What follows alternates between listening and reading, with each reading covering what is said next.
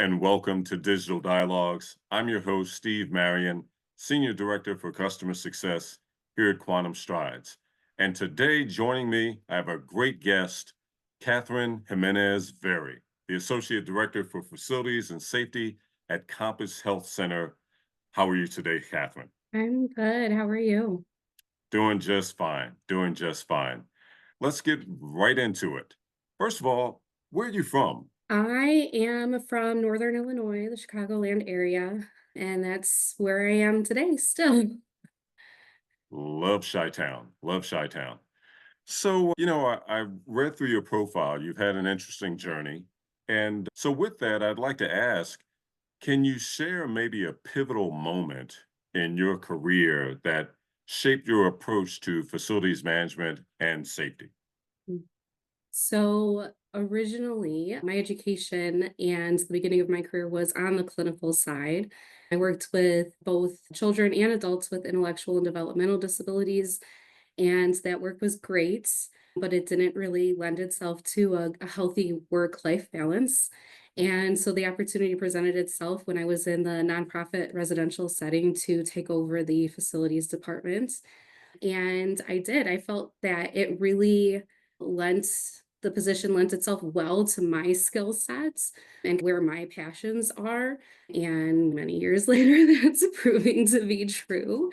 But I will say that one thing that was rather pivotal for me was when I did that pivot in my career, a coworker had made a comment that I was a little too by the book for their taste. And they did not mean it as a compliment in the moment, but my boss was the CEO at the time. He said, "I take that as a compliment. It's perfect for this line of work. Not that I'm inflexible, but doing facilities management is knowing the book and interpreting the code and the regulations and figuring out how it applies to our setting." And I think having that clinical background has really allowed me to understand the setting and the needs of the patients and the clinicians a lot more while I'm trying to do the code and regulation interpretation and application in our setting. Very nice. Very nice. Now, let me ask, what are some of the most significant challenges that you face in your role at Compass Health Center, and how do you typically navigate them? So, a little context with Compass, we offer mental health services. And when we look at the I'll current be right over. Oh, well, you're welcome anytime. But when we look at the current state of the US, there are limited mental health resources for specialized and complex Yes. needs in the US, and that leads to long wait times, increased reliance on primary care and emergency room providers, delayed detection and treatment of the mental health concerns. So, what we offer is partial hospitalization programs and intermittent outpatient programs, which allows us to treat patients who are in a crisis, but in a setting that's less stigmatizing than an ER or hospital, and it's accessible. 97% of our patients start program the same or next day.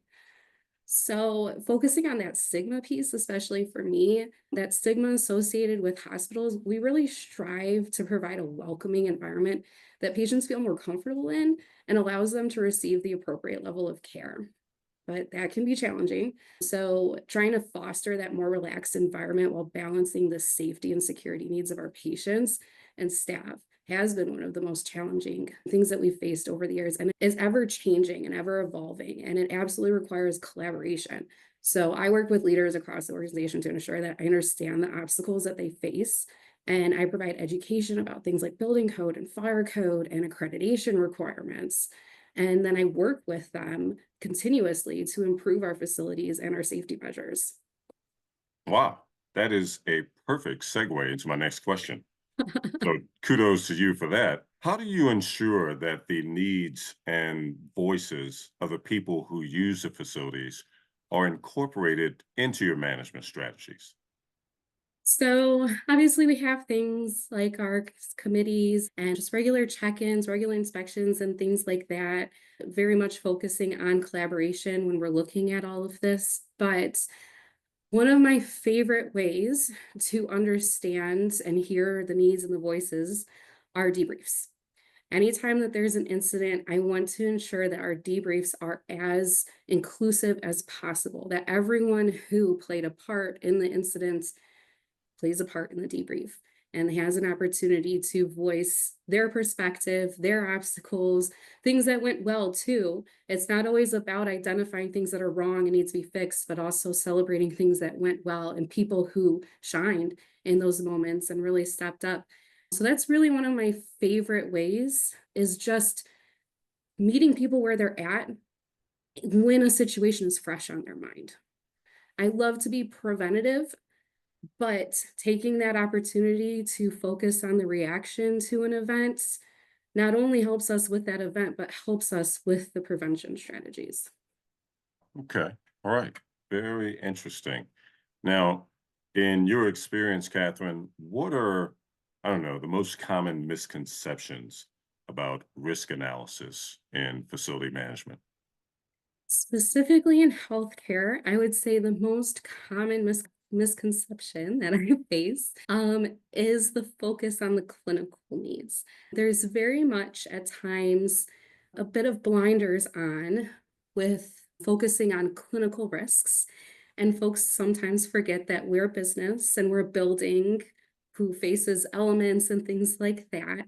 And we need to focus on every risk. So we have an entire emergency management plan where we're focusing on every scenario that we could potentially face. And we analyze that every year and make adjustments. We look at the data, we see what did we actually encounter throughout the year. And yes, we all might be concerned about a hot topic, but Mhm. the data might show us that actually tornadoes our most prevalent thing or severe weather is our most prevalent thing. So we need to ensure that we're balancing both the clinical risks and the operational risks and just the risks of living in the world that we live in.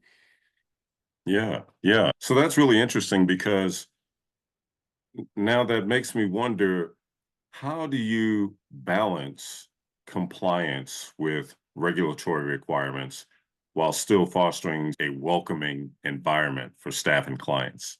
One of my biggest things is education. I like to be as transparent as possible whenever possible and just teaching people the why behind what we're doing.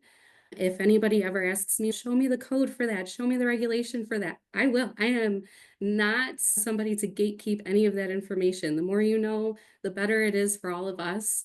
There's also this element to that interpretation piece with the regulations and the standards. Oftentimes, I find that with most code, it's written more with the hospital setting in mind and not so much our setting. And we have to balance the needs of our setting and our patients with the code, ensuring that we're compliant. At times, that has actually required us to push back a little bit and see if there are exceptions and circumstances to the code.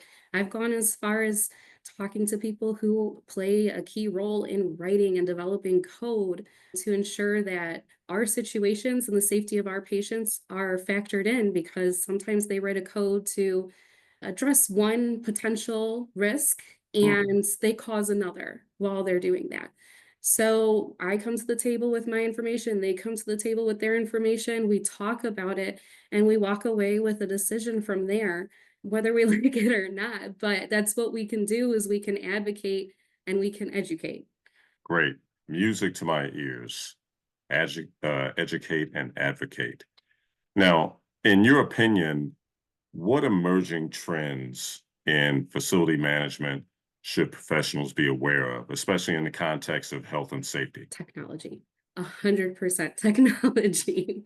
I obviously said I came from a clinical background, Mhm. and so I don't have a tech background, but when I started facility management, of course, we were using software, things like access control systems and stuff like that. But it has become increasingly tech heavy and tech reliant, just the entire facility and safety management world. And I've learned things that I never thought I would learn over the years. And it's interesting. I do enjoy a good puzzle and a good challenge, but just be prepared for that. That 9 out of 10 times, the answer to your problems these days is technology that does come with a price tag. And it does come with a level of educating yourself. I will say that the tech industry that I've worked with, they're generally very willing to teach us and Yes. work with us.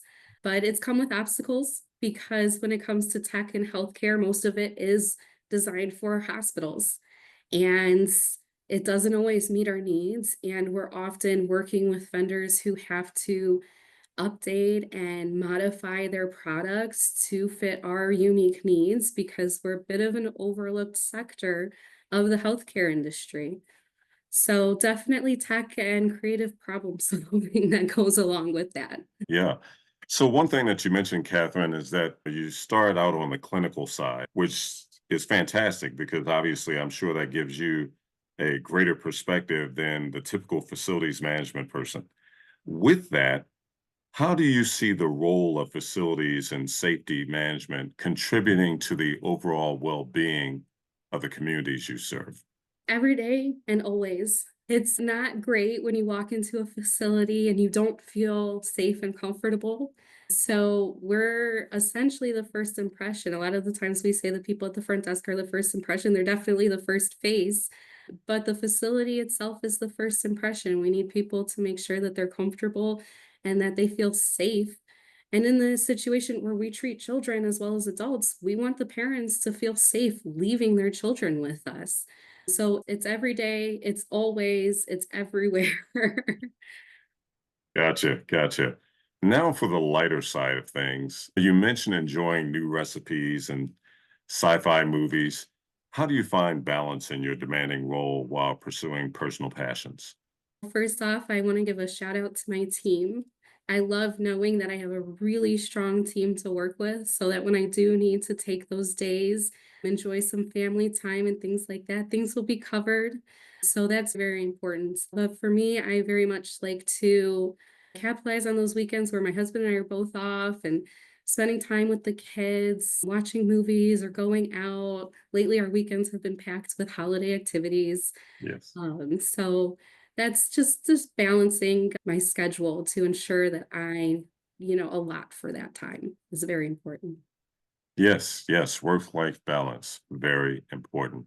So, what advice, actually, before I ask that question, I want to ask if you can share an innovative practice or strategy you've implemented that significantly improve facility operations or safety. I would say not necessarily innovative in the grand scheme of things, but as a young company, implementing audits. Mm. That has been a big thing where we were always doing process improvement. There was always an emphasis on education and training.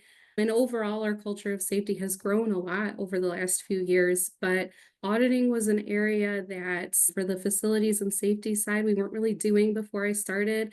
And it definitely has opened our eyes to some things that were overlooked in the past and helps just to keep us honest and give us a good feedback cycle as we look for improvements in the future. Great. And so that the question I was going to ask, which I feel is potentially the biggest question and maybe the most important question of this podcast, and that is, what advice would you give to someone looking to begin a career in facility management or safety? I would say do your research and start paying attention wherever you're working now. Start paying attention to the way that the facilities are designed, to the education that is out there. Start paying attention to your surroundings and being aware of different risks that exist in your surroundings and how you would respond, especially in an emergency situation.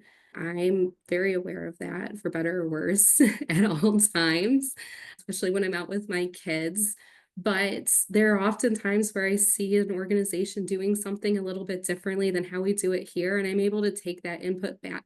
And I will say the only reason, not the only reason, but one of the big reasons why I'm successful in my career at this point is because I did have people who were willing to share with me over the years and mentor me. So ask questions. Don't be afraid to ask questions while you're on this merging journey for yourself.